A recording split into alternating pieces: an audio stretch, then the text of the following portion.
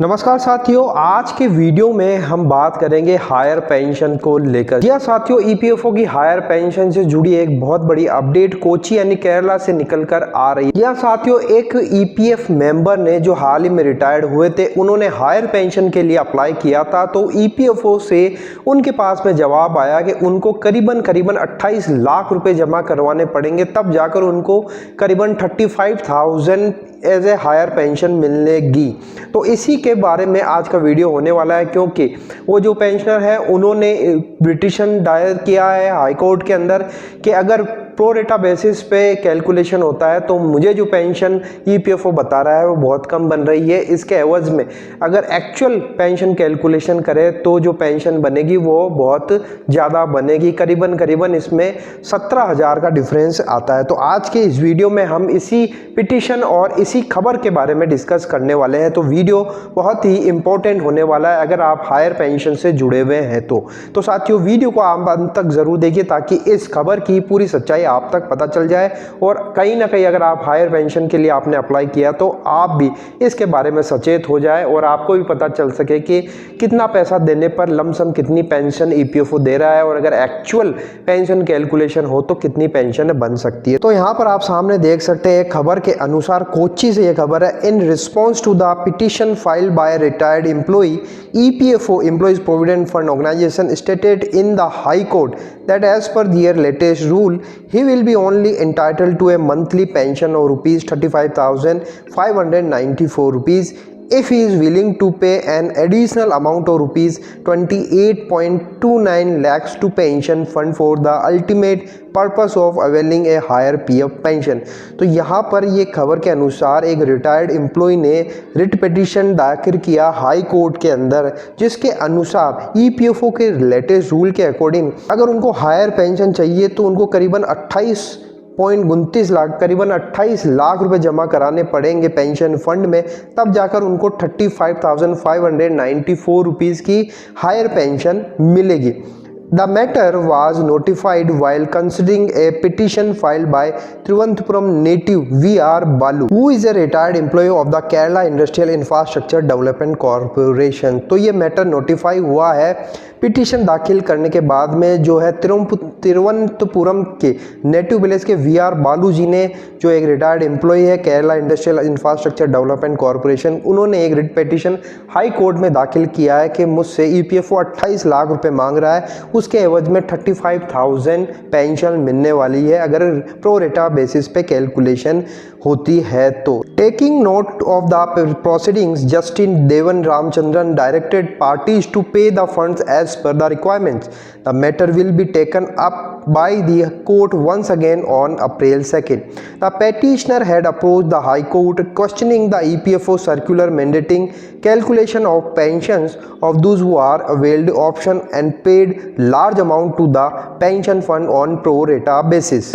इसके बाद जस्टिस देव रामचंद्र जी ने आदेश दिया है पार्टी को कि वह यह फंड जमा करा है, और अगली सुनवाई 2 अप्रैल को होने वाली है। पेटिशनर ने इसके लिए हाई कोर्ट में अप्रोच किया था और क्वेश्चन किया था ईपीएफओ सर्कुलर मैंडेट को, जिसमें प्रो रेटा बेसिस कैलकुलेशन का हवाला दिया गया, जिसके कारण से जो हायर पेंशन बन रही है वो बहुत कम बन रही है।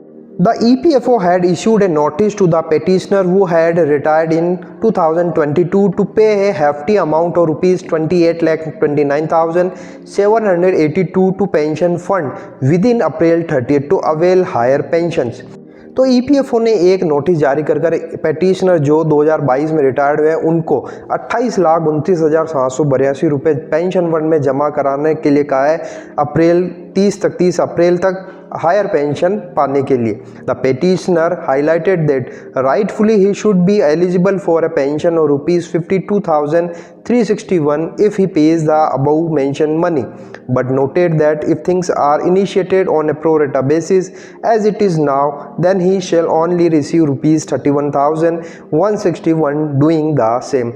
तो यहाँ पर ये पेटिशनर कह रहे हैं कि राइटफुली हाईलाइट कर रहे हैं कि वो हायर पेंशन के लिए एलिजिबल, और एक्चुअल पेंशन कैलकुलेशन की जाए तो उन्हें करीबन 52,000 52,361 रुपये पेंशन बनती है हायर पेंशन, जबकि प्रो रेटा बेसिस पर कैलकुलेट करने के कारण से उनको जो पेंशन बन रही है वो 31,161 रुपये ही बन रही है, जबकि अमाउंट उन्हें 28 लाख रुपए जमा करवाना पड़ रहा है। VR Balu argued that the specific circular on pro rata stand in violation with the Supreme Court order issued in a Supreme Court Employees Provident Fund and Organization case.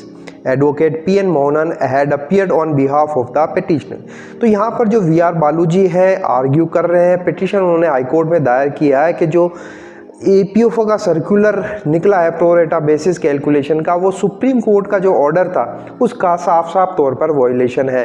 क्योंकि अगर एक्चुअल कैलकुलेशन की जाए higher pension की तो उसके हिसाब से जो पेंशन बनती है हायर पेंशन वो अधिक बनती है, लेकिन EPFO अपनी तरफ से कैलकुलेशन फार्मूला निकाल कर प्रो रेटा बेसिस का कैलकुलेशन फार्मूला निकाल कर हायर पेंशन को भी कम कर कर पेंशनर को दे रहा है, जबकि अमाउंट वे पूरा ले रहा है। तो यहाँ पर आप देख सकते हैं EPFO का एक और कारगुजारी हमारे सामने आया है। हम ऑलरेडी डिस्कस कर रहे हैं कि EPS 95 को लेकर बहुत सारी खामियां हैं। मिनिमम पेंशन बढ़ोतरी को लेकर लगातार मांगे आ रही है, मांगे प्रयास जारी है, और यहाँ पर जब सुप्रीम कोर्ट का भी ऑर्डर आ चुका है हायर पेंशन को लेकर, उसके बावजूद भी लगातार डिले किया जा रहा है और जिसको भी हायर पेंशन दी जा रही है उनका कैलकुलेशन EPFO प्रो रेटा बेसिस पर कर रहा है, जबकि सुप्रीम कोर्ट का ऑर्डर कुछ और ही था। तो यहाँ पर आप देख सकते हैं जो पेंशन BR बालू जी कैलकुलेट कर रहे हैं एक्चुअल बेसिस वो 52,000 हैं, जबकि प्रो रेटा बेसिस पर उनको 31,000 ही मिल रहे हैं। तो करीबन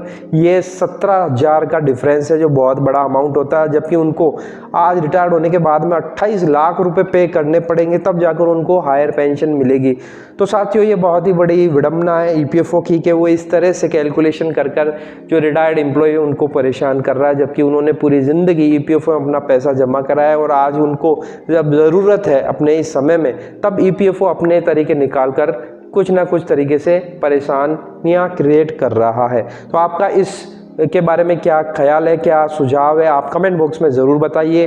क्या ये सही हो रहा है, क्या प्रो रेटा बेसिस कैलकुलेशन सही है या फिर एक्चुअल बेसिस पर कैलकुलेशन हो जाना चाहिए? आप अपनी राय कमेंट बॉक्स में ज़रूर बताइए। वीडियो आपको अच्छा लगा तो लाइक शेयर ज़रूर करिए, अपने मिलने वाले पेंशन के साथ में इसको ज़रूर साझा करिए ताकि वो भी इससे अवगत हो सके और अवेयर हो सके। चैनल पर नए अभी तक सब्सक्राइब नहीं किया तो सब्सक्राइब ज़रूर कर लीजिए।